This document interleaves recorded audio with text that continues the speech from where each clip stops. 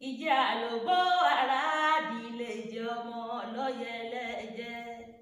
ọmọ lọ́yẹ̀lẹ́jẹ́ òye ọmọ lọ́yẹ̀lẹ́jẹ́ òhà kọ́lédọ̀yẹ́ ara dìlé jẹ ọmọ lọ́yẹ̀lẹ́jẹ́. Gbogbo èèyàn mi pátápátá mo tún ti gbèsè mi dé lónìí orúkọ ní máa sọ ni àpọ̀jù ọ̀rọ̀ á sì máa sáwó déédé torí ibi tá a rí là á béèrè ibi tá a rí là á béèrè wò bóbìnrin sapẹtẹ mọ́dé ọkọ rẹ̀ á béèrè àtàní mo ti ń bẹ́nu jà mọ́ rẹ́nu rẹ́nsẹ́ àpèké ògbómọdé gẹ́gẹ́ bí ìṣe mi lónìí ọmọ Adéọlá ọyẹ ẹ̀jẹ̀ àjọ dédé ọlọ́yẹ gbogbo èèyàn ọmọlé ọlọ́yẹ o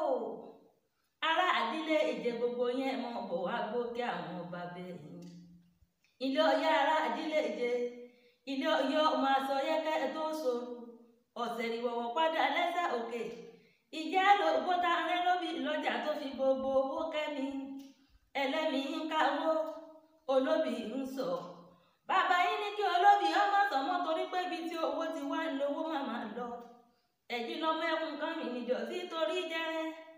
ọmọ ẹkùn kan mi níjọ tí jẹ ẹkùn jẹdùn bọ̀kẹ́ balẹ̀ ọ̀yọ́ ni yín tẹ gbárù ẹkùn mú ní zọ́nzọ́ rí ó ní ọyẹ́ ní ẹ mọ́ ṣáájú wọ́n ní ẹ má fàwọ̀ bàbá àwọn kéni ni ẹ sì bọ́ lọ kẹ́yìn kẹ́ ẹ má fàwọ̀ bàbá àwọn kéni ni torí láàrin gbọ̀ngàn láwọ̀ ẹkùn bàbá àwọn kúkú gbé ìjà lògbó ọmọ ẹkùn níbà ilé ọyọ́ máa sọ yẹ́kẹ́ tó só ìjọ ọlọ́lá ọyẹ́jù máa rọ̀kún ìjọ ọlẹ́lẹ́ ọyẹ́dùn máa rọ̀ sáàgà ìjọ ọlẹ́lẹ́ ọyẹ́dùn máa rọ̀ yọ́ lé káwá wẹni tó ní bàbá kọ́lédọ́yà lògbó mọ̀mọ́lé àwọn bàbá ẹ̀yìn dáadáa jẹ́ lògbó ọmọ ẹkùn tọ́tọ̀ yọ lé wa ẹ̀yìn lọ́mọ olókè mẹ́rìndínlógún tí ń bẹ nílé ọlọ́yẹ mẹ́rin àdúróbọ mẹ́rin àbẹ̀rẹ̀ bọ mẹ́rin àkúnlẹ̀ bọ mẹ́rin tó kù ní bàbá yín fi ń sọyẹ lẹ́tún fi ń sọrù ìjà lògbó ọmọ ẹkùn tọ́tọ̀ yọ lé wa ẹ̀yìn lọ́mọ olóbì ìjà lògbó ẹ mọ́ gbóhùn ẹnu mi dáadáa ẹ̀yin lọ́mọ ẹlẹ́mí káwọ́ olóbì yìí sọ ẹ mọ́ gbóhùn ẹnu mi dáadáa àwọn ẹni tí ọgbọ́n ọmọ ẹni tí ọ̀mọ̀ràn wọn lókè para àgbẹ̀tì òkè para àgbẹ̀tì ọlásọ kọkọ wú ni bàbá wọn fi gbóra kọ́lé ọyẹ́dọ́yẹ́ àlògbó ará ìbílẹ̀ ìjẹ